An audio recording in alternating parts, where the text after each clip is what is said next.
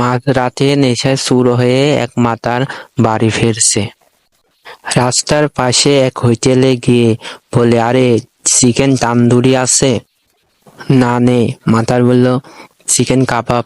আরে সব ফুরিয়ে গেছে, কেবলমাত্র কালকে রান্না করার জন্য কাঁচা চিকেন রয়েছে। মাতার বলল, দে 50 টাকার কাঁচা মুরগি দে, বউকে দিয়ে রান্না করাই নেব। তাই বলে মাতার বাড়ির পথ ধরল। গলির মুখে মোটা সোটা কুকুর ধেয়ে এলো। আশ্চর্যের ব্যাপার হলো কুকুরটা নিশ্চুপ, মোটেও ঘেউ ঘেউ করছে না। মাতার অত্যন্ত খুশি হয়ে গায়ে মাথায় হাত বুলিয়ে দিল আর বলল, তুই ভীষণ ভালো কুকুর ভাই। অন্য কুকুর আমাকে দেখলে ঘেউ ঘেউ করে তেড়ে এসে, অথচ তুই ভীষণ শান্তশিষ্ট। মাতার খুশি হয়ে চিকেনের প্যাকেট কুকুরের সামনে রেখে দিল আর বলল, নে ভাই খেয়ে নে, আমার শান্তশিষ্ট ভদ্র কুকুর। কুকুর আপন মনে